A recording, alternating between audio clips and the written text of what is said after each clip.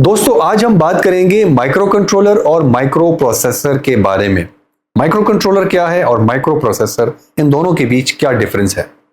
दोस्तों micro controller, जब आपका सीपीयू, आपका रैम, आपका रोम, इसके अलावा एनालॉग टू डिजिटल कन्वर्टर और डिजिटल टू एनालॉग कन्वर्टर, इसके साथ साथ आपका जो इनपुट आउटपुट जो इंटरफेस है और आपका क्लॉक सोर्स, ये तमाम चीजें मिलकर जब एक आईसी की शक्ल इख्तियार करें, ठीक है, यानी इन तमाम चीजों को आप एक सिंगल आईसी के अंदर कंस्ट्रक्ट करें तो ये एक माइक्रो कंट्रोलर आईसी बन जाती है। इसे हम कहते हैं माइक्रो कंट्रोलर। ठीक है, अब ये जो माइक्रो कंट्रोलर है ये यूज कहां कहां पे होता है।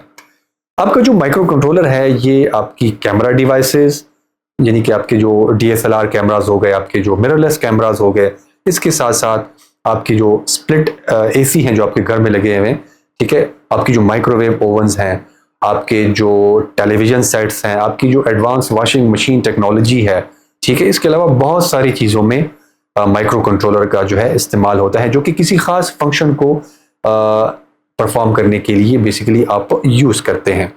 इसके अलावा आपकी Bluetooth devices, wifi devices, cellular devices, GPS control systems, motor और सोलेनॉइड कंट्रोल सिस्टम्स, आपकी जो एमोल्ड डिस्प्ले सिस्टम्स हैं, ठीक है, इसके अलावा रियल टाइम प्रोसेसिंग सिस्टम्स हो गई, ठीक है, ये तमाम चीज़ें माइक्रो कंट्रोलर बेस्ड होती हैं, यानी इनके अंदर माइक्रो कंट्रोलर यूज होता है।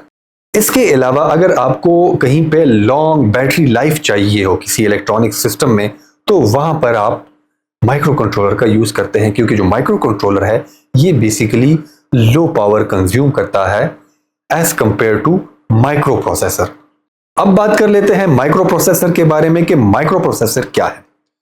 दोस्तों माइक्रो प्रोसेसर जो है ये किसी भी कंप्यूटर का दिमाग होता है जो कि तमाम फंक्शंस परफॉर्म करता है, ठीक है। इसके साथ जो रैम होती है ये वेरिएबल होती है, यानी कि इसको आप कम ज्यादा कर सकते हैं, जबकि माइक्रो कंट्रोलर में आप उसकी रैम को कम या ज्यादा नहीं कर सकते, वो फिक्स होती है।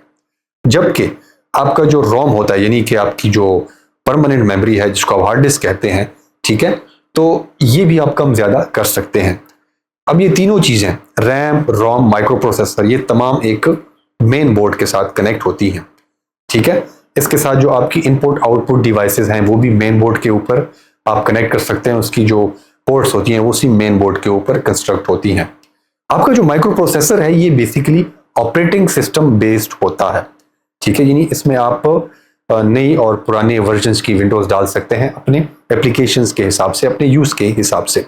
आपका जो माइक्रो प्रोसेसर है ये हाई पावर कंज्यूम करता है, जबकि ये हाई डाटा को प्रोसेस करने के लिए यूज होता है, यानी हैवी एप्लीकेशंस को रन करने के लिए यूज होता है। दोस्तों ये कुछ बुनियादी फर्क थे माइक्रो प्रोसेसर और माइक्रो कंट्रोलर के दरमियान जो कि मैंने आपको बताए। उम्मीद करता हूं कि आपको वीडियो पसंद आई होगी। हमारे चैनल को सब्सक्राइब कीजिए और वीडियो को ज़्यादा से ज़्यादा शेयर कीजिए ताकि ज़्यादा से ज़्यादा लोग इन मालूमात से जो है वो मुस्तफ़ीद हो सके।